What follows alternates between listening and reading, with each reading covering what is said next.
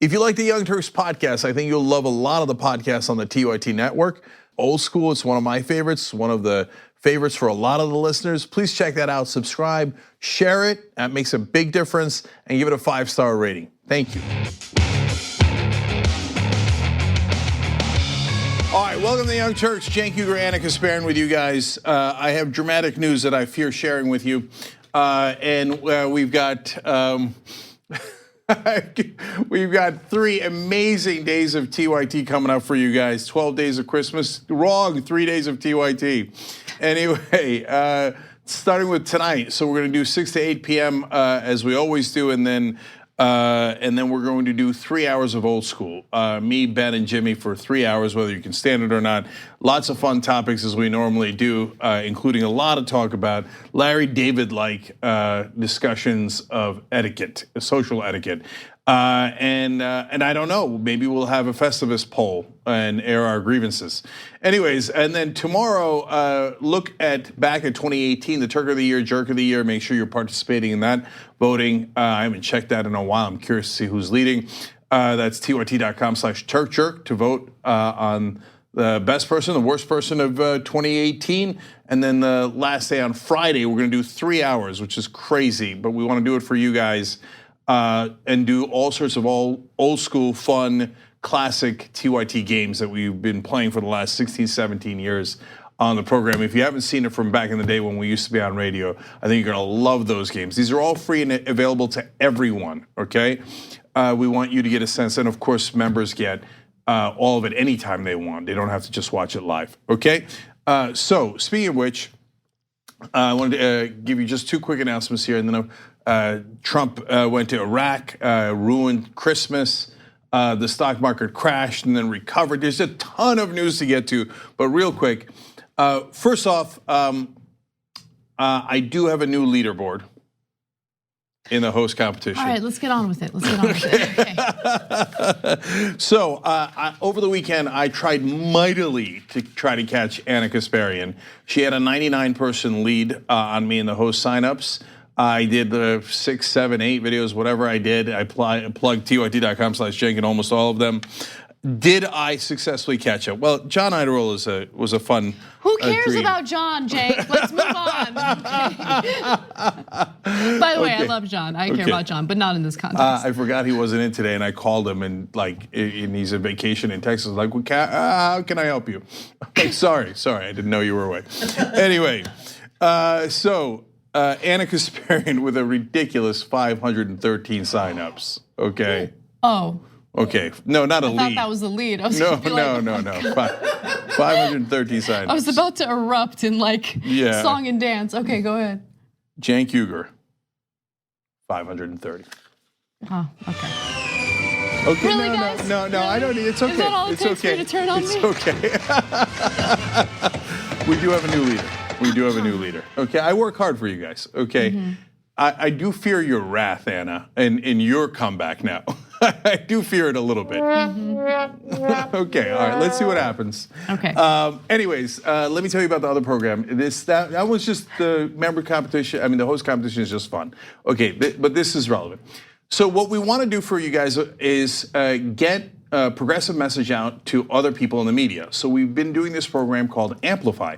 And it's worked great so far, and thank you to everyone who participated. So we got messages out to people like Tucker Carlson and his team, and that means TYT membership. So they are now officially TYT members, Laura Ingraham, but also Chris Hayes at MSNBC and others at CNN, including Chris Cuomo, Jake Tapper, and so many others. Also to allies like Alexandria Ocasio-Cortez and her team, Progressive Change Campaign Committee, et cetera.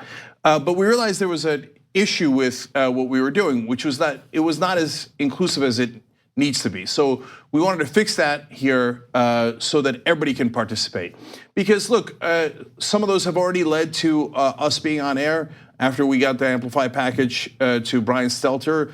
I was asked to be on Reliable Sources. We've been asked to be on Laura Ingram's show afterwards. So it's working really, really well, and thank you guys for doing that. And so what we want to do is open it up, because previously you had to buy the packages at $1,000 or for the podcast $500. There's even bigger ones. And that's the fact that people participate in that is amazing. But we want to let everybody have pride of ownership in that. And of course, it's only if you want to participate and you believe that that's a good way of sending a progressive message. Well, we opened up so now we could all do it together and fill up the $1,000 and then send it off to those different media outlets. So you can give $3, 27 bucks, whatever you want to.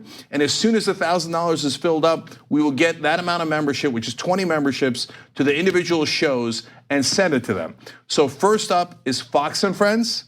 And so unfortunately, this is potentially the most influential show on television right now. That's why our members got membership for Sean Hannity and the others at Fox News, but we don't want to leave out Fox and Friends. So the way that you participate is tyt.com/media, and if you do that, then we can send that membership and progressive message out to all those guys. And as soon as 1,000 is filled up, we'll put up the new package and the new package after that.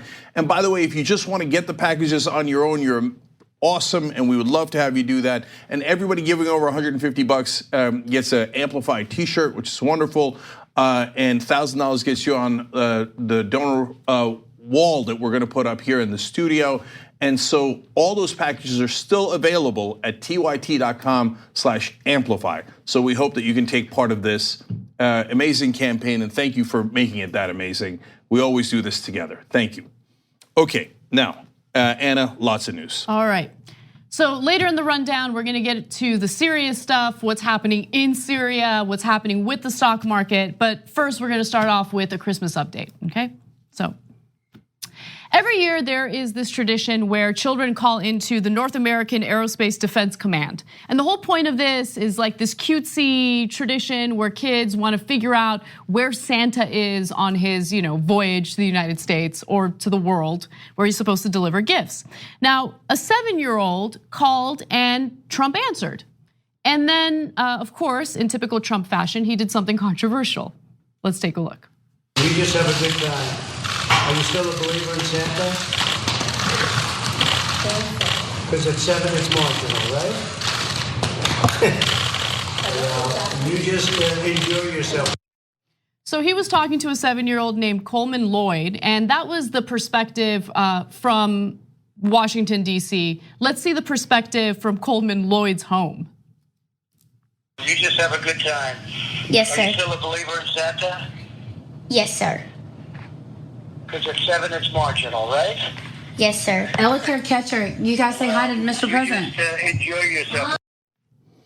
Okay, there was a pause there where she was like, what? And later reporters did ask her and she said, she doesn't know the word marginal. I'm actually surprised Donald Trump knows the word marginal.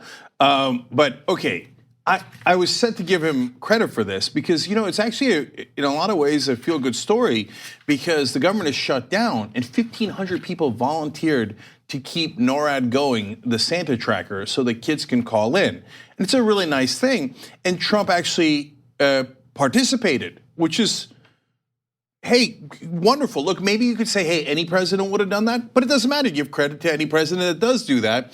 And he's not at Mar-a-Lago, and he was at the White House, and his wife joined in, and they're calling these kids a lovely thing. But no one knows how to snatch defeat from the jaws of victory better than Donald Trump. Oh, Dad, you gave me $413 million. I'll go bankrupt 6 times. So here, he's got a really nice moment, and you can get a nice pat on the back, which he desperately needs. And he tells the little girl, like, yo, you still believe in Santa? Yeah, that's why she's calling to see where Santa is. That's why she called in. It's kind of marginal at 7. Like, what are you accusing her of, like, not getting it quickly enough? So, let's be clear that Trump wasn't planning on being in Washington, D.C. at this time. The only reason why he's in D.C. or was in D.C. During the holidays was because of the government shutdown. So he had to cancel his trip to Mar-a-Lago. That's where he was planning to be. So I don't know what persuaded or convinced him to take part in this, but he did it. So I guess credit where credit is due. But if he would have had his way, he would have been in Mar-a-Lago golfing. So let's keep it real about that. Secondly, to the parents, what are you doing? Like, I'm sorry, like if I think that there's a chance that Trump is gonna answer the phone and talk to my kid, Sorry, not gonna happen. Now look, I feel bad blaming the parents, right? But just think about what the consequences are once you put your kid in touch with the president of the United States. This isn't any president of the United States. This is Trump. He's a child. He's the guy who said, S-hole countries and referring to, countries that he doesn't like. I just wouldn't want to ever use him as a role model for my kids or have my kids communicate with him. Yeah, I really want to lay off the parents because a lot of the MAGA guys are now attacking them, saying, "Oh, they should have already told them that Santa doesn't exist. It's their fault.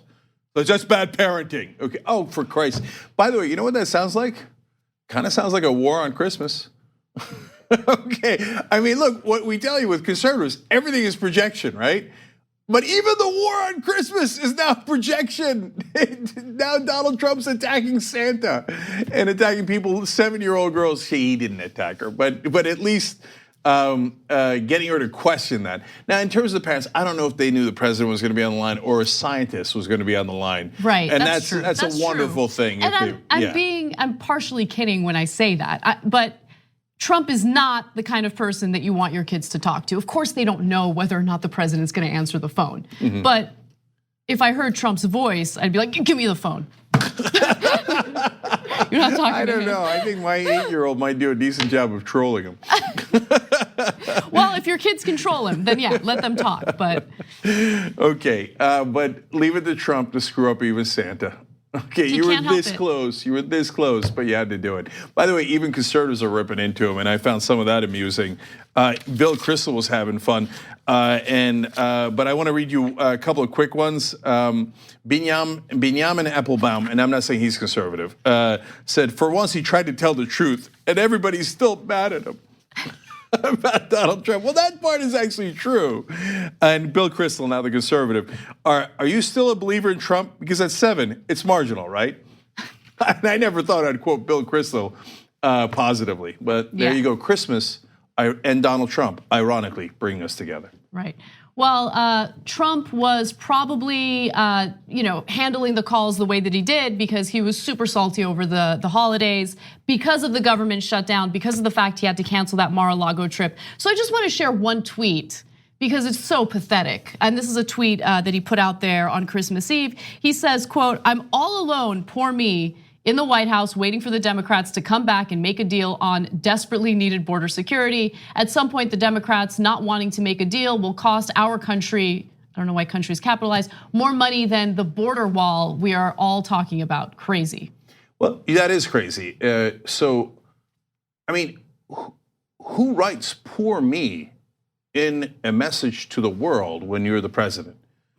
I mean, the president used to He has been disenfranchised. He's had to, fight adversity, and he's really had challenges in his life as the president of the United States. Yeah, I mean, the poor guy only got $413 million from Daddy, right? And got bailed out every single time he went bankrupt, and then ran against the worst presidential candidate in American history and was magically gifted the White House by the Democratic Party. Poor me, right? He wound up adopting the economy and the stock market that Obama had handed it to him, which was doing really great until recently. Poor him, but it doesn't matter. The main point is, really, you need a safe space at the White House. The president used to say, and Harry Truman originally said this, "The buck stops here," about the Oval Office. And Donald Trump is the exact opposite. The buck stops over there. Oh, poor me, I'm all alone in the White House. He's home alone. He's a child who's home alone. He was, by the way, in one of those movies. So It's perfectly fitting. But for him to cry, to melt in front of everyone, like the special snowflake that he is. Yeah, it's amazing. It's amazing. Can you imagine if Obama put out a tweet saying, "I'm all alone in the White House, poor me"? Conservatives would be like, "Oh, look at this leading from behind, snowflake." Right? They would have gone nuts. He went nuts on Christmas Eve. I mean, the tweets were crazy, and they were, and the only reason why you're alone in the White House on Christmas Eve And the only reason why you had to cancel your fancy little trip to Mar-a-Lago is because you allowed Rush Limbaugh and Ann Coulter to manipulate you into this government shutdown. Remember, he was ready and willing to accept a deal with Democrats, and the deal was, no, we're not giving you the $5 billion for the border wall, but we'll give you some money for border security that is not to be used on the wall. He was ready to sign on to that. And then he got goaded into the situation that we're currently dealing with by Ann Coulter and Rush Limbaugh. I mean, it's so pathetic. So finally, look, other presidents have been in bad shape in the White House. Lyndon Johnson was very strong on the outside, and I respect his strength, but was shockingly insecure on the inside for people who knew him in the White House. But the idea that Lyndon Johnson would go out and put a message to the world going, poor me, is inconceivable, no matter how much of a wreck he was. Nixon was an absolute disaster internally. He was a total wreck, drinking way too much. Lyndon Johnson also drinking way too much, et cetera, et cetera. But none of them, that's because they're smart. You know, Nixon's a bad guy, Johnson's a mixed record, but they're both unquestionably intelligent. They would have enough sense not to do a public message to the world going, poor me, because that's what It's what a child does. It's what a child does. It's what a girl in high school does after her boyfriend breaks up with her. Like, she goes on Twitter and airs her dirty laundry. Like, not to pick on girls, but I mean, it's just a high school juvenile behavior. That's what I'm trying to say here. Yeah, and I think that most people, by the time they're in high school, have grown out of it. And this guy is over 70 years old. He's the president of the United States, and he puts out messages like that. That's just sad. Exactly. It's both.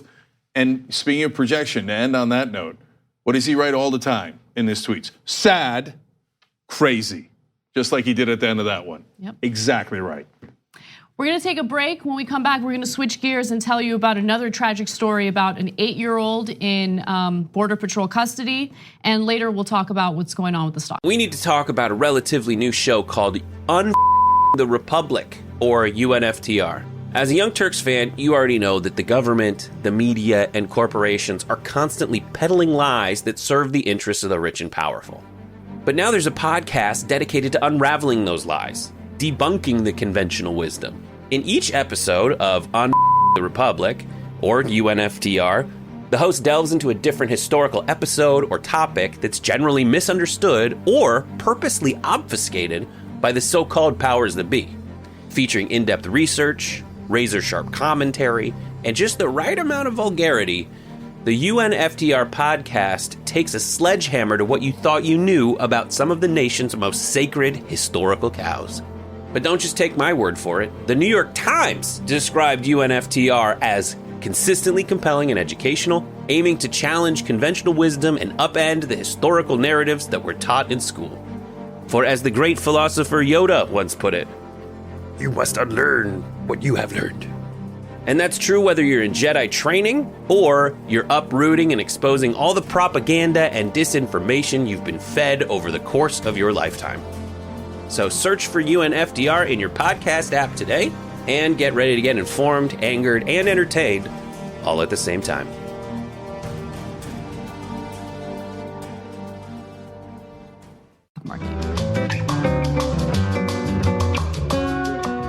All right, back on the Young Turks. I want to first give shout outs to all the folks who participated in Amplify over the weekend and up until now. Martin D. Mulster from Netherlands, $150. You're getting an Amplify t-shirt. Thank you, brother. Really appreciate it. Candace Weiss from Seabrook, New Hampshire, same. Sarah Bett and Brad Kultzler from Olympia, Washington, same. Evan Riedenberg from Brunswick, Ohio, also $150. And by the way, now you can give it through tyt.com/amplify, and that goes to journalism students. For tyt.com/media, it doesn't have to be just under $50. We just want people to be able to participate no matter how much. If you're giving $50 or $150 or any other amount, you could also do it through tyt.com/media and fill up that bucket for the media guys. Okay, Mark Garcia from Miami Lakes, $150. You're all getting the Amplify t-shirt.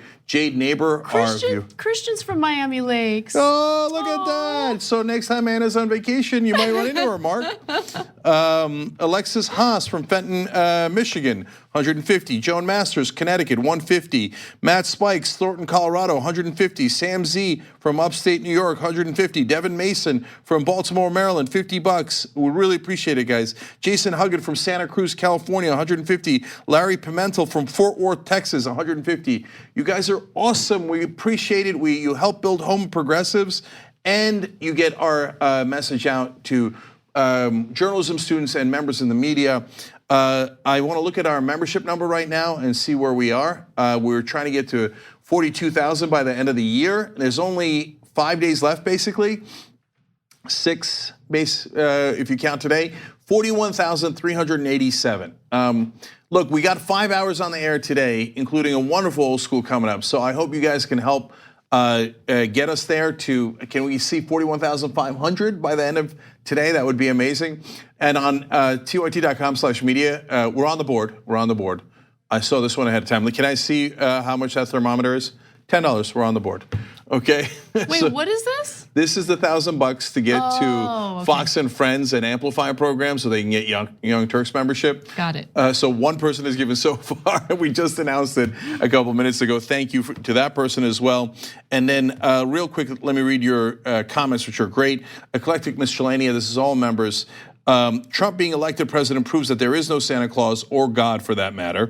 Yes. That's funny. Matt Strackbine writes in, just renewed my membership, too strong. Thank you, Matt. Silver Harlow, maybe if he finds the job too hard and inconvenient, he should consider letting someone else to do it. Excellent point. Thank you for writing that in.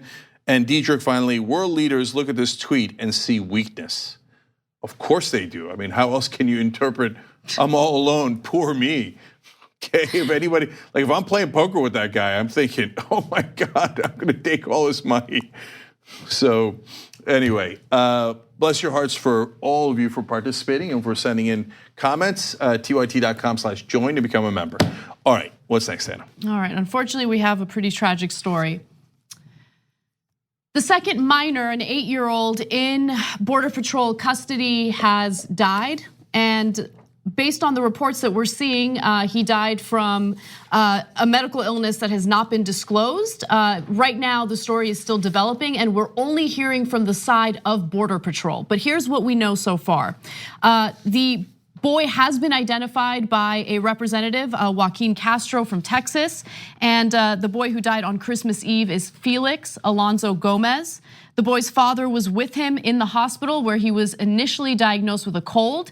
After doctors discovered a fever, he was kept for observation for 90 minutes, but then he was released with prescriptions for antibiotics and pain relievers. So the doctors check him in, they examine him, they realize he has a fever, but they give him medication and then they release him.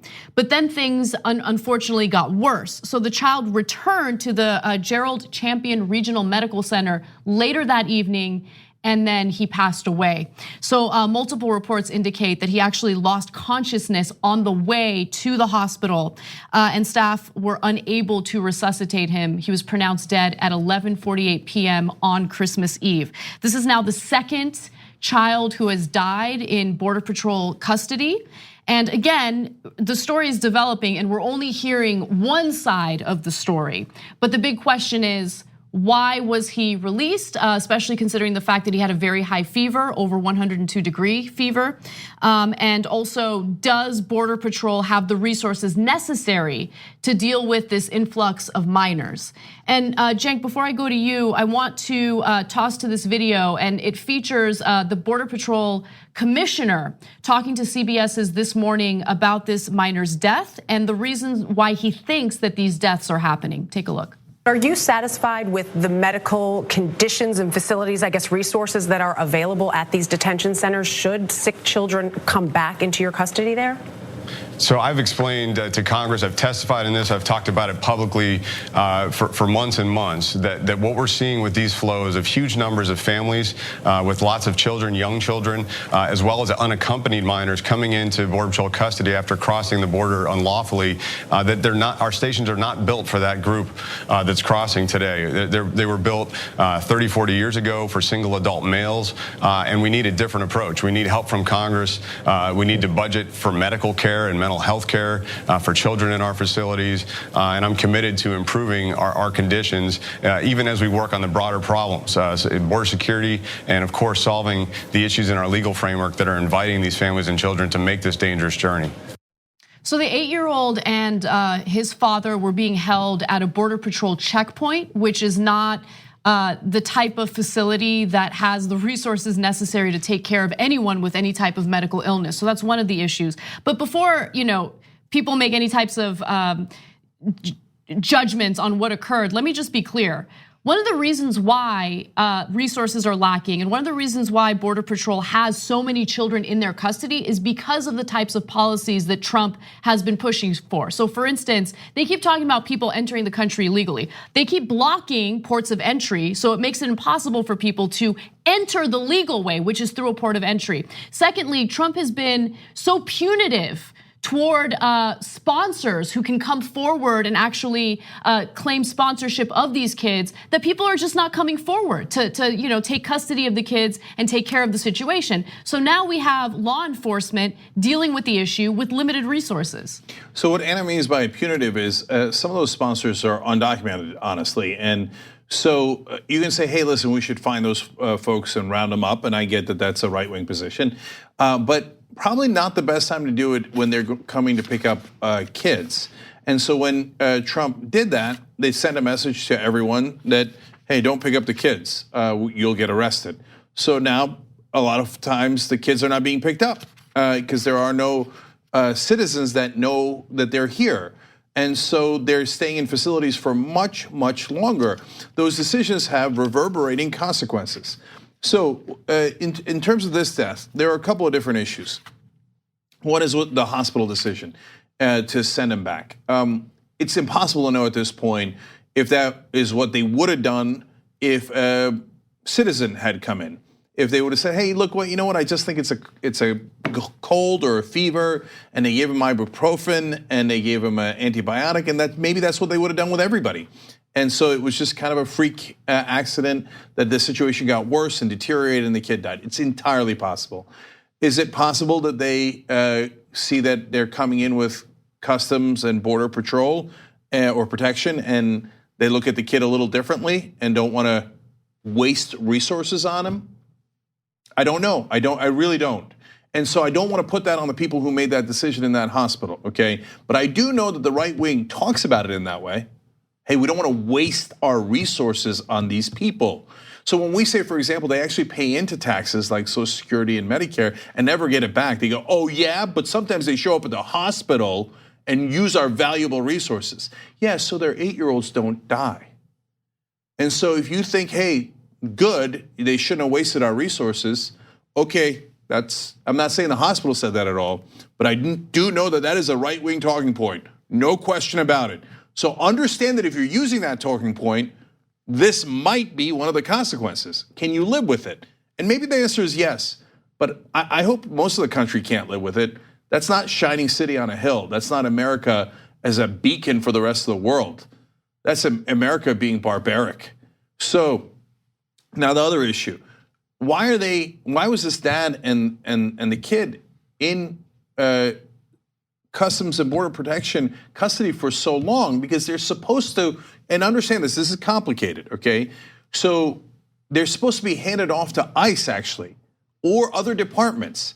So Customs and Border is supposed to only keep them for 72 hours and then hand them off to facilities that actually are trained and built to keep people longer. Now we don't want, as people on the left, we don't want them being kept longer by ICE either, certainly, right? And we don't want them being kept longer by any other agency.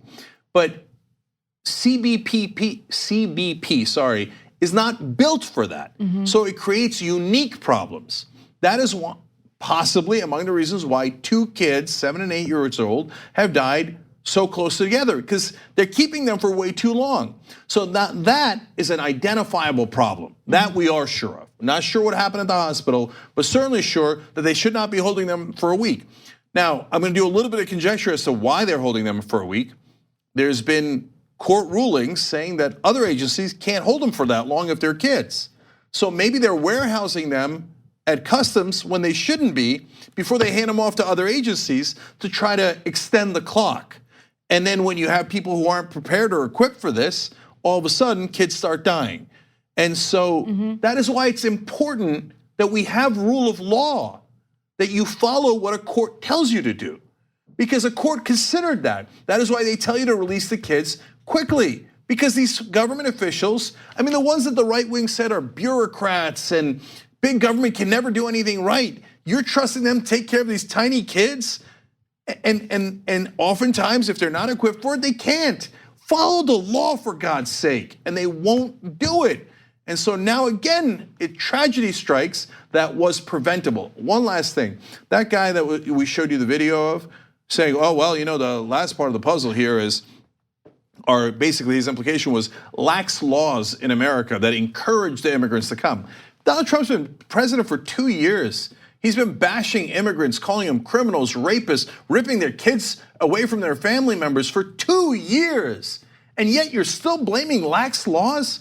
I mean, are they ever going to take any personal responsibility? No, of course they're not. They'll never take responsibility. I mean, look at our president, who refuses to ever take personal responsibility for anything, whether it's the stock market, you know, in its volatile state. Trump will never take responsibility, and again, the fish always rots from the head down. But I think that you're right in that, you know, based on the reporting that we're seeing, Customs and Border Patrol is detaining families for longer periods of time, and we don't know exactly why that is, but you know, just to give my view or my analysis on it, the other government agencies that are supposed to be handling these situations literally do not have the resources to do it, right? So all of these facilities that detain migrants are full. They're above capacity at this point. And so why? We gotta figure out why. Is it because there are so many people coming in that we don't have the infrastructure in place to deal with it? No, we've had an infrastructure in place. It's just that the right wing has been so paranoid about it. So before, right, someone comes in seeking asylum, they'll go in through a port of entry, or if they get caught in the country illegally, they can say they're here seeking asylum. And we have a process. And the process back in the day, you know, the Republicans call it catch and release. I call it, hey, this is the smart way to handle it because we don't have the facilities to house all these people. So they would find sponsors for the kids, right? And they would not be as punitive towards sponsors who might be undocumented. And more importantly, they trusted other forms of technology to keep track of these migrants to ensure that they would go to their court dates, right? So whether it was an ankle bracelet or whatever, they would find other ways to track them rather than keeping them locked away until a judge can finally hear their case. So let's go back to a situation that makes more sense instead of putting all these kids and all these families in detention facilities that have limited resources, so we don't have kids dying left and right. Another official from Customs said, it's a fluke. We haven't had a kid die in a decade. He didn't say it that flippantly, to be fair to him. But he did say, we haven't had any kid die in over a decade. And the fact that 2 died in a week is just a coincidence. No, it's not. No, it's for all these factors that we explained. At a bare minimum, and you have to acknowledge this, we're taking a risk with those people's lives. And I guess, again, the right wing in this country feels like, who cares? Well, they shouldn't have come here. Okay, but look, your ancestors probably shouldn't have come here. Whether they were starving because of the potato famine in Ireland, whether it was war that chased them out in Italy or Norway or wherever they came from, or China or anywhere else. But they came here because they had no other choice and they were desperate, running from violence and poverty. So we have a bare minimum that we owe people, which is to keep them alive, even if we're going to later deport them. And say, hey, no, you have to do it legally and you have to do it with papers and documents, etc. And if we can't meet that standard, who are we? And so if you're a right winger and you say good, okay. And that's at least fine. You're clear. That's at least fine. You're clear. If you're a right winger and you're okay with this, that's okay. You're entitled to your opinion. But the only thing that I ask is that you remain consistent in not caring about children's lives. And when I say that, I mean, whenever the issue of reproductive rights come up, please spare me your fake outrage over abortions, because you don't care about life, you don't value life, you only pretend you do when it's convenient. That's the only thing I ask, just be consistent in your political ideology. We're taking a risk with these kids' lives, and now a 7-year-old girl is dead and an 8-year-old boy died on Christmas Eve. If you don't care about that, what kind of person are you? So I think that we need to get them out of customs as quickly as possible. We should follow the law, get them out before 72 hours, and we should go back to a system that was humane and efficient and made sense. And it doesn't mean you allow everybody to stay in the country, but it means that there is an orderly legal process to deal with people, because that legal process has built-in safeguards so kids don't die in our custody. It's not too much to ask for. Moving on to other news. We are currently in the middle of a government shutdown. This is the third government shutdown under the Trump administration. Now, this shutdown is all about Democrats refusing to give Donald Trump the $5 billion he demands for the border wall. Now, both Nancy Pelosi and Chuck Schumer remain firm on this. They say that they, under no circumstances, will give Trump what he wants, which is, again, $5 billion for the border wall. But to be fair, there are also some Republican lawmakers who disagree with Trump on this issue as well and would like him to agree to sign a spending bill so we can, make sure that the government is back in action. Now, with that said, Trump addressed the issue of the government shutdown with reporters, and let's hear what he had to say. I can't tell you when the government's going to be open. I can tell you it's not going to be open until we have a wall, a fence, whatever they'd like to call it. I'll call it whatever they want. The only way you're going to do it is to have a physical barrier, meaning a wall. And if you don't have that, then we're just not opening. What's your message to federal workers, sir, who have been impacted by the shutdown in some way? Either they're not getting paid or not working? Well, I think they understand what's happening. They want border security. The people of this country want border security. It's not a question of me. I'd rather not be doing shutdowns. I've been at the White House and I love the White House. But many of those workers have said to me and communicated, stay out until you get the funding for the wall. So I love that video because of what he said toward the end, which is essentially putting words in the mouths of government employees who are not getting paid right now. They're either working without getting paid or they've been furloughed, all sorts of terrible things happening to about 800,000 government workers, all because Trump is throwing this temper tantrum over the wall. So look, numerous news outlets went out and actually spoke to these employees to hear what they think about it. Like, really, are you happy with what the president is doing? Do you think that it's all worth it if we get the border wall? And the majority of reports that I've seen include quotes where people are not very happy about this. Of course, of course.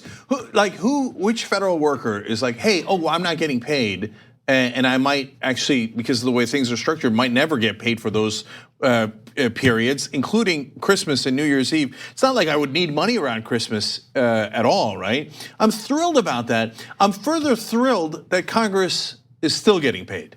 That politicians are the only ones in the government still getting paid. I'm thrilled about it. Thank you, Donald Trump. Yeah. So I gotta just elaborate a little more on that, because that's the part that enrages people like me the most. Because our lawmakers made sure to budget in their salaries in previous negotiations about spending bills, right? They wanted to make sure that they covered their bases and they still brought home the money. But when it comes to all these other government workers, they're playing this ridiculous game of chicken. Now, don't get me wrong, I don't want Democrats to cave, because $5 billion is no joke, and it's certainly not a joke when you're using it on a nonsense wall that's not gonna solve anything. But with that said, I want you to hear from an actual government employee. This is a man by the name of Justin, who actually works as a correctional officer in West Virginia. And here's what he said.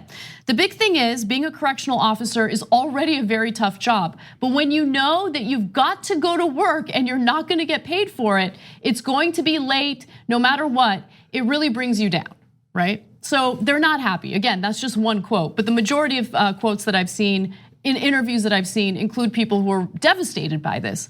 Now, with that said, I want to give you an idea of how much of an impact this is having on Americans throughout the country. As I mentioned earlier, there are as many as 800,000 government employees who are being affected by this.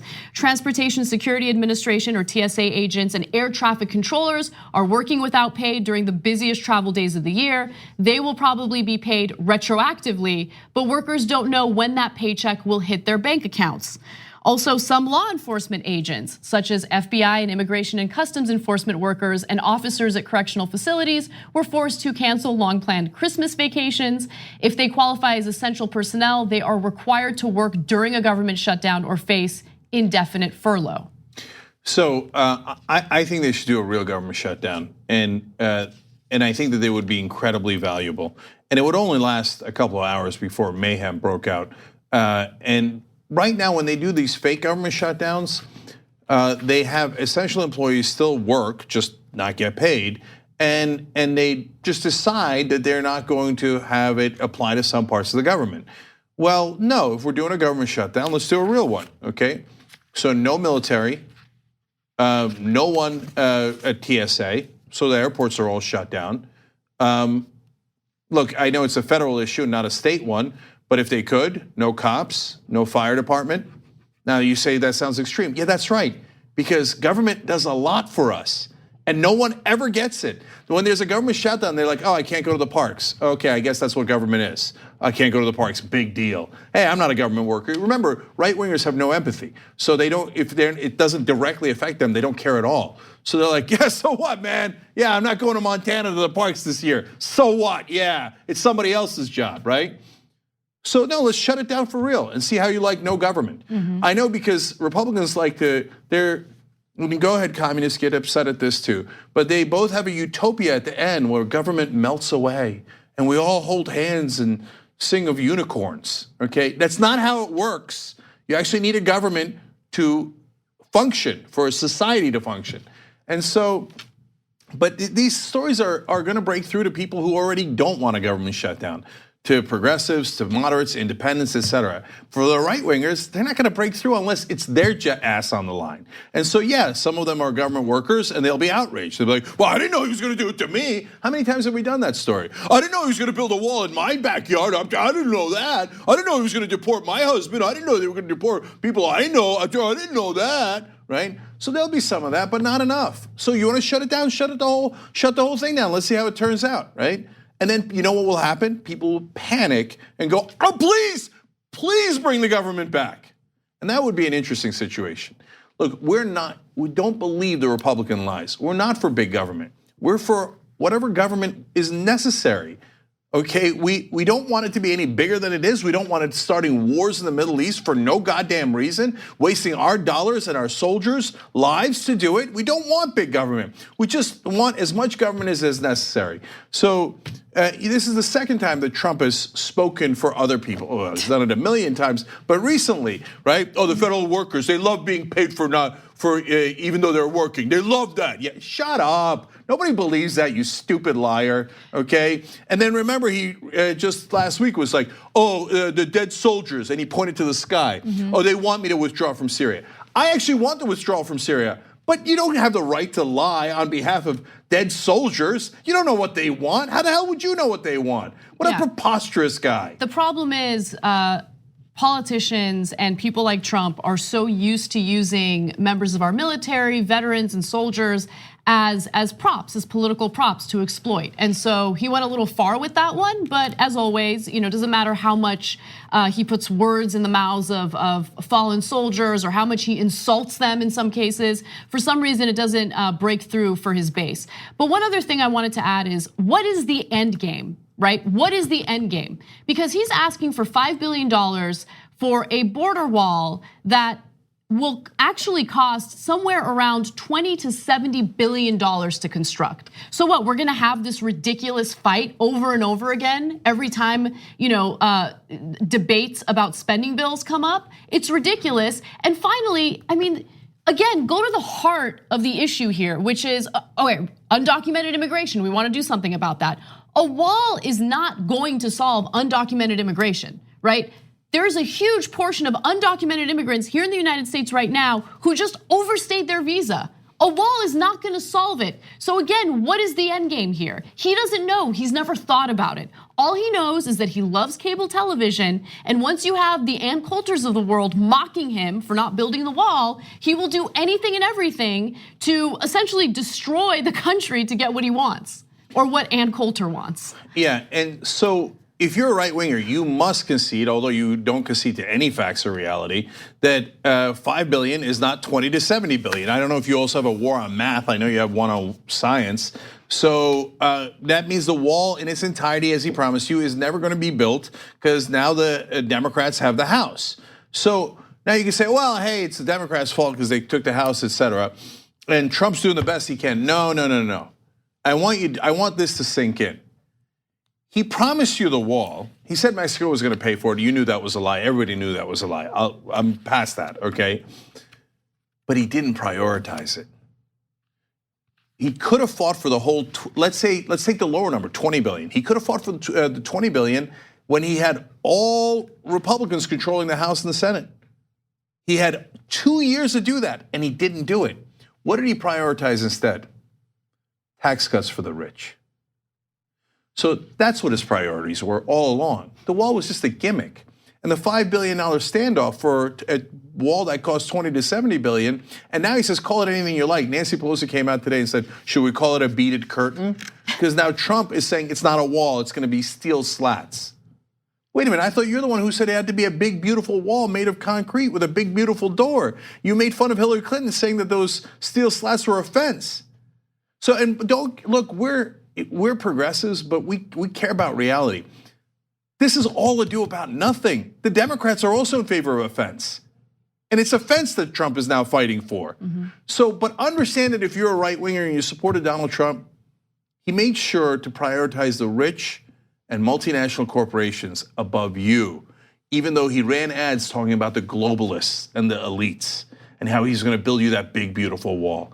It was a lie all along. This is just the last part of the lie. We got to take a break. When we come back, Trump finally visits troops in Iraq. We'll give you the details on that and also what's happening in Syria. At TYT, we frequently talk about all the ways that big tech companies are taking control of our online lives, constantly monitoring us and storing and selling our data. But that doesn't mean we have to let them. It's possible to stay anonymous online and hide your data from the prying eyes of big tech. And one of the best ways is with ExpressVPN. ExpressVPN hides your IP address, making your activity more difficult to trace and sell to advertisers. ExpressVPN also encrypts 100% of your network data to protect you from eavesdroppers and cyber criminals. And it's also easy to install. A single mouse click protects all your devices. But listen, guys, this is important. ExpressVPN is rated #1 by CNET and Wired magazine. So take back control of your life online and secure your data with a top VPN solution available, ExpressVPN. And if you go to expressvpn.com/TYT, you can get 3 extra months for free with this exclusive link just for TYT fans. That's expressvpn.com/TYT. Check it out today. Yeah. We hope you're enjoying this free clip from the Young Turks. If you want to get the whole show and more exclusive content while supporting independent media, become a member at tyt.com/join today. In the meantime, enjoy this free segment.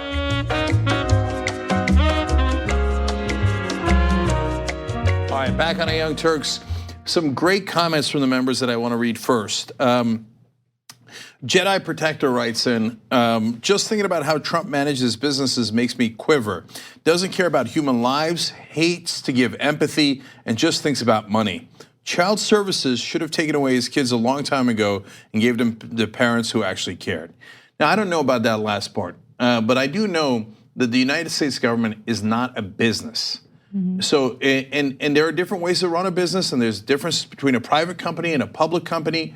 But if you run the government, which is supposed to represent the people like a business, that has a host of problems. Because the priority of the United States government should not be to maximize money, it should be to maximize the public good for the citizens. I don't think Donald Trump understands that at all, let alone important things like bankrupting your private business is your problem and your creditor's problem. Bankrupting the United States government is the world's problem and will lead to an economic crash like we have never seen, okay? He just doesn't understand it. All right, Jasmine wrote in, the tragic circumstances that led to the death of this 8-year-old boy happens every day to American citizens with no or insufficient health care. That is a great point, Jasmine. I mean, we let kids die in this country if they don't have health insurance. So we don't let them die if they're bleeding. We take them to the hospital. Hopefully, the hospital takes care of them. But if they have cancer, it's a death sentence. This system is unreal. Amanda Kruger writes in, Trump can't take responsibility because he is weak. Strong people take responsibility for their actions. Weak people whine and cry on Twitter. Such a good point. I love our members. Speaking of which, Logan says, hey, TYT Army, new member here. Thank you, everyone, for providing a ray of sanity during these dark times. Oh, and Jank, it's okay to lose the sub fight to Anna. It's like a college football team versus the NFL. Okay, currently I am leading, Logan. A massive, unbelievable Christmas miracle happened over the weekend. I'm not saying anything except for the words I just spoke. TYT.com/Jank. Apparently I don't feel bad enough to promote myself.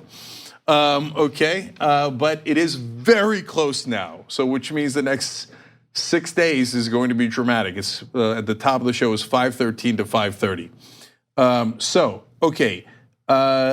Let's check it out on the media thermometer. We're doing, and we're going to be talking about this throughout for the next couple of days. We're doing these Amplify packages. This one is for Fox and Friends. So if it gets to $1,000, we're going to send 20 memberships to Brian Kilmeade, Steve Ducey, and the Fox and Friends crew.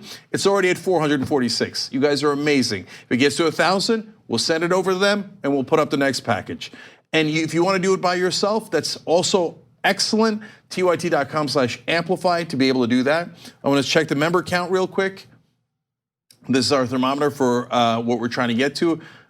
We were at 41,387 when we started the show. Let's see where we are now, 41,398.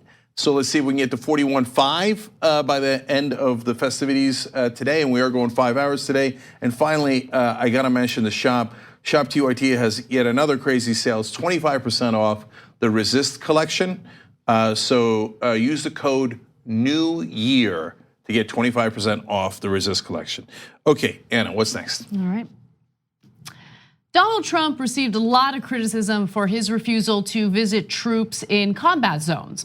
Well, today he actually surprised troops along with Melania Trump in Iraq, and he had some strong words of defense in terms of his decision to pull troops out of Syria. Now, I want to go to the video where he explains himself, and then I'll give you some more details on what's currently happening in Syria. The other reason I'm here today is to personally thank you and every service member throughout this region for the near elimination of the ISIS territorial caliphate in Iraq and in Syria. 2 years ago, when I became president, they were a very dominant group. They were very dominant. Today, they're not so dominant anymore.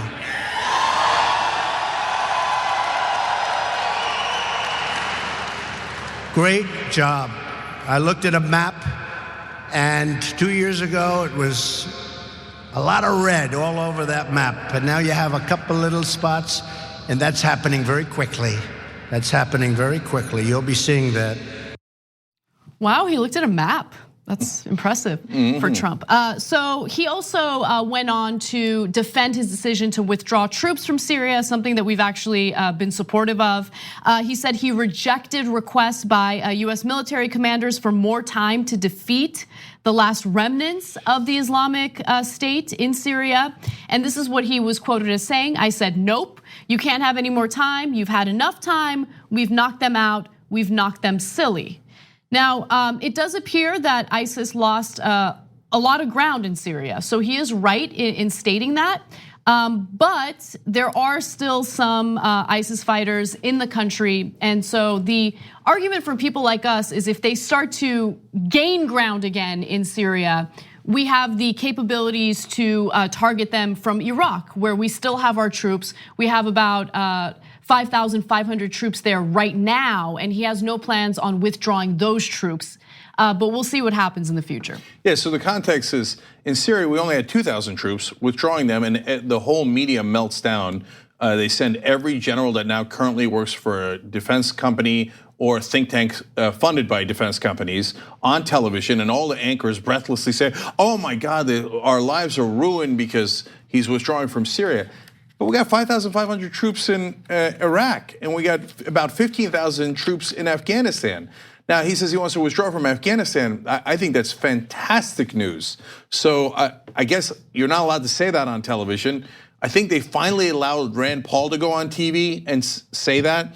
But for a while, it was a blockade for nearly a week where everybody was saying it was the worst decision he'd ever made, which is preposterous, arguably one of the best decisions he's ever made. So we gave him grief, rightfully so, for not visiting the troops. Why?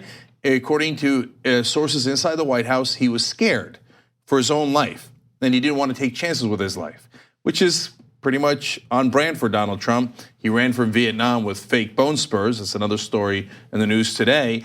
But finally, and this is way later than all other recent presidents, Bush went almost every year. Obama did as well. They would always go and see the troops. Finally, he goes. Good, I'm glad he went. And the troops gave him a standing ovation. So he's really warmly received. By the way, so was Bush and Obama. But it's good to see that. That's fine. I don't want the troops. It's not a baseball game where you boo the president, right? I want that to be some decorum and respect. Maybe you think that's goofy, but I believe in that. And so that doesn't mean that you then listen to generals who can't wait to work for defense contractors. It means, hey, the troops, that's the commander in chief, as abhorrent as I personally think he is. So anyway, I give him credit for going. I give him credit for the idea to withdraw from Syria and Afghanistan. And we believe in principle rather than in just picking sides and being partisan. We're progressives, but if you agree with us, I'm going to say yes. I'm not going to say no. Well, there's another part of this story that I want to get to. So Donald Trump announces that he will withdraw the 2,000 American troops from Syria, but it appears that after his announcement, the US-led coalition in Syria continued on with their previous foreign policy. So according to The Hill, the US-led military coalition announced airstrikes and coordinated attacks against ISIS in Syria days after Trump ordered the withdrawal of US troops from the country. So the attacks were actually carried out from December 16th to the 22nd in the Middle Euphrates River Valley. Okay. Also, keep in mind that we have allies who have assisted us in what's going on in Syria. So those allies might continue on with what they had previously planned. So for instance, the UK Major General Christopher Gahica says the following: ISIS presents a very real threat to the long-term stability in this region, and our mission remains the same, the enduring defeat of ISIS. So they're continuing on. And then there's the added layer of Israel's involvement, because the Israeli government has actually gotten more involved following Trump's announcements. Anna, before we go to the Israel involvement, because I think the Israeli actions are a little different, although obviously related. I just want to say about the US-led military coalition, the bombing. They said after this that this was a, quote, significant blow to the terrorist group's ability to finance its activities. They claimed about taking out all these fighters, as Anna told you, and that they have, quote, severely degraded the group, which I'm always amused by that language. They degraded them, humiliated them, told them they were naughty boys. Anyway, but in terms of how they mean it, I know what they mean. Like, oh man, we messed them up, and they're now in really bad shape. They're severely degraded. But I've heard that dozens of times. So if I'm Trump, I ask the same question he asked. Wait, didn't you tell me you severely degraded them 38 times already? How badly can we degrade them? Okay, they're pretty humiliated. So the military-industrial complex never, ever wants to withdraw. I don't know who ordered these. I don't know how the reality of how well these strikes went. Because no matter what strikes we do, they always come out and say, oh, we got them. They were all terrorists that we killed. And it was a fantastic mission. 2 weeks later, in page A17 of the paper, by the way, we hit the wrong place and it didn't do anything, and that's why ISIS is still around. Well, which one is it, guys? I mean, I'm asking the military-industrial complex, have we severely degraded them 38 times over? Or are they still a significant threat and are monstrous and we need to stay in Syria forever for? Make up your mind. So what's happening in Syria is very much a proxy war, something that we've talked about and outlined a lot on the show. And Israel is involved because Iran is involved. So Iran has influence in Syria, and so Israel sees that as a threat. And following Trump's announcement of withdrawing troops from Syria, Benjamin Netanyahu made a decision to act. And he did so through airstrikes near Damascus. And unfortunately, there were some civilians who could have lost their lives as a result of these missiles, or these airstrikes, I should say. But I want to give you a Reuters news report that kind of highlights and details exactly what happened. Take a look. Israeli jets reportedly hitting targets near Damascus on Tuesday night. This video from Hezbollah purporting to show surface-to-air missiles fired in response. The nature of the targets unclear, though Syrian state media says an arms depot was damaged. The UK-based Syrian Observatory for Human Rights said the strikes hit bases used by Hezbollah or Iranian forces. No confirmation of the attacks from Israel, but the Israeli Defense Forces said they had responded to a missile fired from Syria. In the past, Israel's Air Force has struck scores of targets it says are connected to Iran or Lebanon's Iran-backed Hezbollah movement. Now, Benjamin Netanyahu did release a statement saying, quote, "I have said that we will not be deterred from doing what is necessary. President Trump's decision to withdraw the American soldiers from Syria will not change our policy. We are standing steadfast in our red lines in Syria and everywhere else." Well, good luck with that. So Israel is launching strikes into a different sovereign country. And I think the government of Syria is terrible. I don't support Bashar al-Assad, and I think he's a dictator, and I think that civil war has been disastrous. That doesn't mean that I support bombing that country. And so if Israel decides, hey, our policy is to bomb them, I know we're not ever gonna say it in America, but isn't it fair to say, okay, well then that's your problem, not my problem. We're looking to withdraw from Syria. You wanna get involved deeper in Syria? Have at it, Hoss, but keep us out of it. But they're not going to. That's why I tell you this. If they get in any degree of trouble, I mean, they lose one Israeli soldier, they're gonna come crying to us, and they're gonna say, oh my God, now you gotta come back in. And instead of 2,000 troops, you're gonna have 20,000 or 200,000. Israel is in danger. But wait a minute, you are the ones launching the missiles. They say, oh, this hasn't happened since November 29th. So Israel bombed them a month ago. They keep on bombing them. Now they're gonna have their reasons. They're gonna say, oh, Hezbollah's bad guys, and in a lot of ways they are. And so, okay, but just leave us out of it. Are you gonna ask for money for that war? Yes, you are, right? You're gonna ask for billions of dollars from us to finance your wars, aren't you? They do every year, and it gets financed every year. Conservatives complain about foreign aid. Foreign aid to help starving kids they find to be unacceptable. Foreign aid to finance Israel's aggressive wars they find to be wonderful. That doesn't make any sense at all. So if Netanyahu and his right-wing government in Israel is willing to say now we will never ask America for help on this, then you do whatever you like, and that war between Assad and you is your problem. But you're not gonna do that. This is meant to draw us back in. Netanyahu says, oh, you're withdrawing, I don't like that. So I'm gonna fix US policy, I'm gonna change US policy by aggressively bombing Syria, starting a conflict that I know will have blowback from my own citizens. And when my citizens are gonna are gonna get hurt, I'm not gonna take personal responsibility for that, because no right-winger ever does. Instead, I'm gonna come crying to Daddy, who's Uncle Sam, and I'm gonna make you go back into Syria.